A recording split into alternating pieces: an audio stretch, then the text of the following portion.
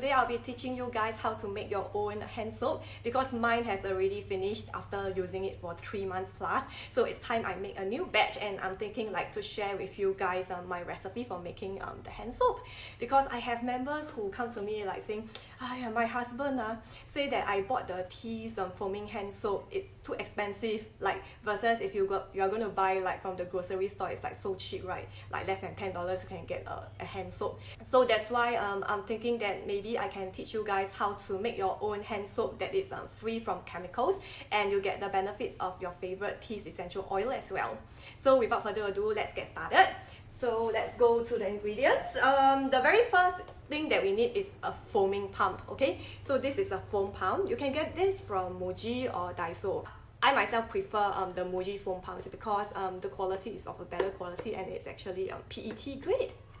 Yeah, so I actually pretty much love this. So for any soap base, right, we will use the Dr. Bronner's liquid castile soap that is unscented lah, because it's like for Dr. Bronner's they have the scented version of their liquid castile soap as well, but we don't know what's the quality of the essential oils that they are using in it. So to play safe, we just use the soap base, which is the unscented ones, okay?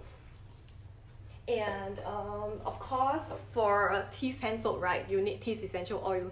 And if you read up the benefits of Thieves essential oil, right, yeah, it's actually very, very good. And I need to be compliant in this video, so I won't tell you like why do we want to use Thieves in the hand soap, yeah.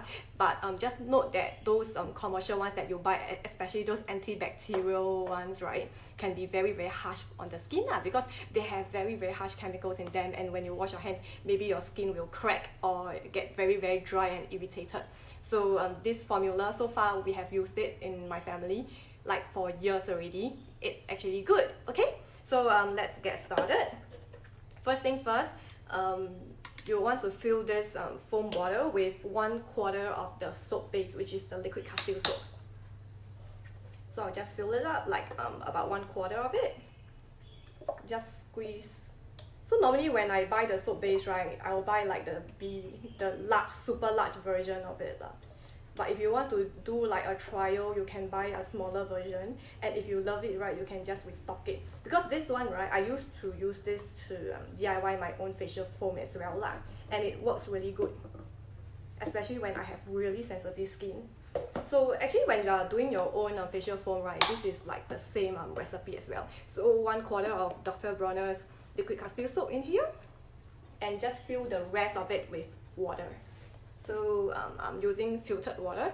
I would highly encourage you guys to use distilled water or filtered water, because if you're going to use like the tap water, right, it has a lot of bacteria in it and you don't want that to happen, because you don't want your hand soap to go rancid that fast.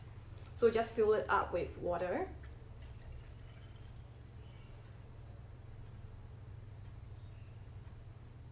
So after filling the foam pump with water and the soap base, I would normally add a little bit of the 100% pure vitamin E oil to it.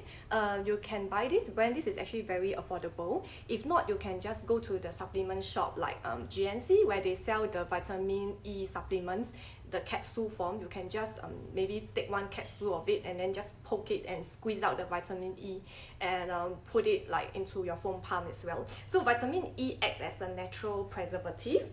So for my hand soap, normally I'll just add a little bit, and actually vitamin E is very, very nourishing for the skin as well. It will prevent your skin from over drying. So I just add a little bit to give it like a boost lah, because it acts as a natural preservative.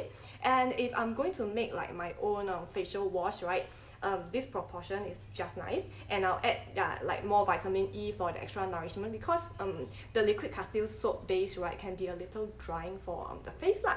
So normally I'll add more vitamin E, and I'll just give it a little boost by giving like 1 pump of V6 carrier oil into it, like just 1 pump into it for my facial wash.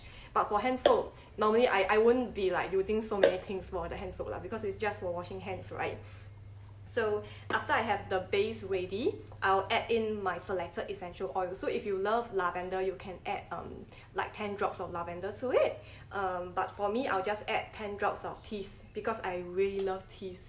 And I think it should be like quite similar, like a great simulation for the Thieves Foaming Hand Soap.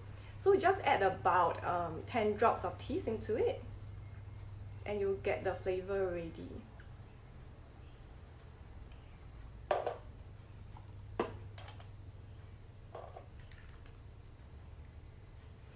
So if you are going to make your own facial foam, right, you can choose to use like the floral essential oils such as lavender, geranium, and blue tansy maybe if you feel like very rich. Or you can add frankincense, sacred frankincense. They are actually all very good for the skin.